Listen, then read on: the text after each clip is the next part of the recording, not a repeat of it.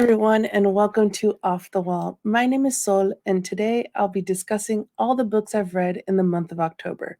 Remember to like and subscribe for more book videos. First off, I want to discuss the books I read for the second half of Hispanic Heritage Month, which ended on October 15th.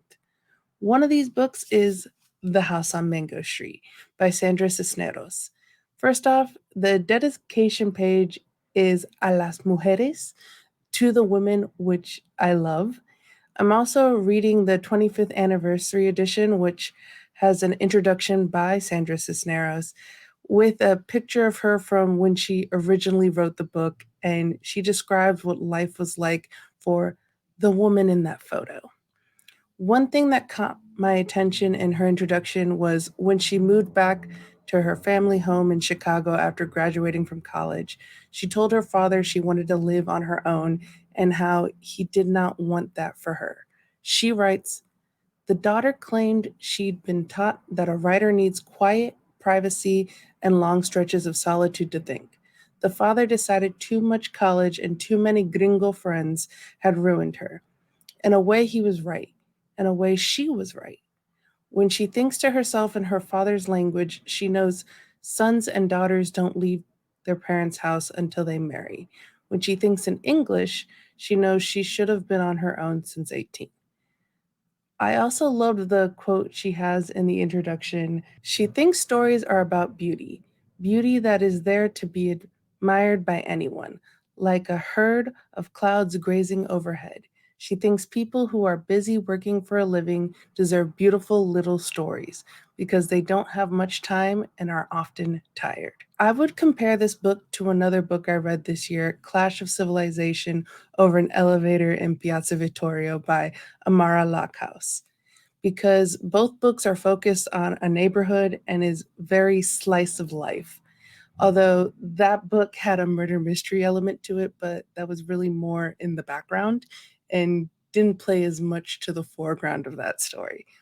But by telling these slice of life stories in The House on Mango Street, you go deeper on certain themes: poverty, immigration, racism, relationships, abandonment, being the first in your family to go to college, etc. One of the shortest chapters is named Those Who Don't and starts off like, those who don't know any better come into our neighborhood scared. They think we're dangerous. They think we will attack them with shiny knives. They are stupid people who are lost and got here by mistake. So even though a lot of the book is the day-to-day activities of this girl named Esperanza, this book says a lot without having to say a lot. And finally, for Hispanic Heritage Month, I'm going to do something I don't usually do, and that's talk about a book I haven't finished yet. I'm currently reading this thick boy of a book, Cuba, An American Story, written by Ada Ferrer, which won the Pulitzer Prize in History in 2022. Even though this is a very large book, like just look at it, it is very easy to read and understand. It's very accessible. The reasoning for the subtitle An American Story is because the history of Cuba is so intertwined with the United States, especially when it comes to slavery. So, this book is a great reference for history about the US as well as the history of Cuba. I will speak more on this book next month when I finish it, but if not for the next book I'm going to talk about, I would say this might be my favorite book I read this year. Outside of Hispanic Heritage Month, I read The Cartographers by Peng Shepherd, and this book gave me a book hangover when I finished it. I enjoyed this book so much and can't recommend it enough. As I said, it might be my favorite book I read this year. I picked this book up because it had come highly recommended to me, and I started reading it without knowing anything about it. I legit thought it was a book about books based on the cover, because I think people should go into this book the way I did, with knowing as little as possible. I'm going to give the shortest of synopsis. A mystery thriller about a young woman who discovers that a strange map in her deceased father's belongings holds an incredible, deadly secret, one that will lead her on an extraordinary adventure and to the truth about her family's dark history. I think this book is categorized as fantasy, but I think it would class it more as magical realism. Legitimately, go check this book out. It was so good. Another book that I read this month, well, reread, was Babel by R.F. Kuang. Babel was my favorite book that I read last year, and I think R.F. Kuang is a brilliant author. This book focuses on the translation institute named Babel in the center of Oxford University during Victorian England. One of the big focuses is when you translate something from one language to another, there's always something missing in the translation. The professors at Babel ask their students, is there such thing as perfect translation? And students and professors debate between which is better, translating something as accurate as possible, word for word, or translating to get the feeling across, even if it isn't word for word. Then there is a magical element. You have these silver bars where if you make a match pair of one word in one language to another word in another language, the magic it creates is what is missed in between that translation. The only problem is you can't just read the translated words on the bars for it to work. You have to fully understand language to be able to make the silver bars work. That's where Robin, originally from Canton, now modern day Guangzhou, who is fluent in Chinese, Rami, a Muslim Indian from Calcutta, who's fluent in Hindi and Arabic, and Victoire, originally from Haiti, who is fluent in French and Haitian Creole. Babel needs students like Robin, Rami, and Victoire because they need people fluent in these languages for the silver bars to work. England owns most of the silver bars in the world and have used these bars to help colonize the world. So originally you have Robin, Rami, and Victoire along with their cohort Letty, who is a white English woman who is fluent in French and German, living their lives as students, happy to be studying a subject they love, enjoying their stipends, and being fascinated by what they can achieve with silver bars. Once Robin, Rami, and Victoire fully understand what Babel stands for, how it is ruining their homelands and people like them around the world, it becomes harder and harder for them to be just students. As I said before, I think R.F. Kuang is a brilliant author. One of my favorite things that she did in this book that I've never seen before is have footnotes in a fictional book. It made it kind of cross over into academic text, and a lot of times in these footnotes, real life events were referenced, a lot of what England did to the rest of the world. This book also focused on topics that I enjoy reading about, one of them being language in of itself, which I've always been fascinated with language and wish I spoke more than just the two I currently am fluent in. Although I know a few words in German and can recognize some letters in Arabic, which honestly doesn't help you that much in understanding the language. The other focus was colonization and decolonization and what that looks like and what harm that causes, and how, when you look and treat people as less than human, the violence that those people will react with to save themselves. I mean, the full title of this book is Babel or the Necessity of Violence, an Archine History of the Oxford Translator Revolution. Honestly, I cannot recommend this book enough. And even though it doesn't specifically speak on what my next book will speak on, it's hard not to see the parallels. Lastly, I want to speak about a book I read this month written by a Palestinian author. What has been going on in Israel and Palestine has been weighing on me heavy, and to help better my understanding, I do what I do best and read. I've only read one book so far this month, but there are so many more that I currently have on hold from the library to read in the coming months. The book that I read this month is Transnational Palestine: Migration and the Right of Return Before 1948 by Nadim Bawalsa. Hopefully, I said his name correctly. Nadim comes from a Christian Palestinian family that was displaced from the West Bank, and he grew up in neighboring Jordan. In his foreword to the book, he talked about the weight of being Palestinian, and even though it was right there, he could never go back to Palestine. That even though he was born in Jordan, had a Jordanian passport, he was quintessentially Palestinian, especially when he spent time with his grandmother. I couldn't help seeing parallels of Cuban Americans here in Florida. You live so close to a country your family is from, but you can't step foot in that country, but your life is consumed with stories and food and traditions of that country.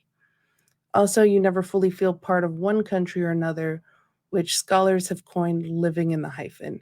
For me, Cuban hyphen American. For him, Palestinian hyphen Jordanian. The main focus of this book is looking at the Palestinian diaspora in the Americas, their relationship with Palestine, their denial of return by British occupied Palestine when the Ottoman Empire collapses, and how even to this day, their self-identification of being Palestinian, even though they have never lived in Palestine, just like him. Nadim also argues in his book that a lot of issues of Palestine today, in conjunction with Israel, started long before 1948, and a lot of the fault for some of the issues today can be placed right at the feet of the British. People from Greater Syria, this includes Syria, Lebanon, and Palestine, were freely able to travel between the Middle East and the Americas with ease.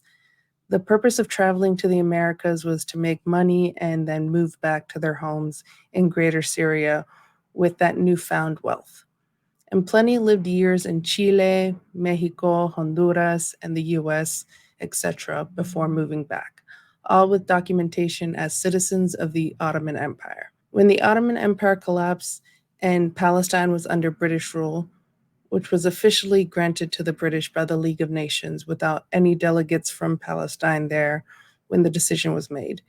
Another instance of white people determining the control of lives and people of color that has happened throughout history all around the world. Those living in the Americas were constantly denied citizenship to Palestine by the British and were never able to return home. Britain, with a promise to Zionists living in the UK, was focused on creating a Jewish state and gave citizenship to Palestine to a majority Jewish people while denying Muslim and Christian Palestinians.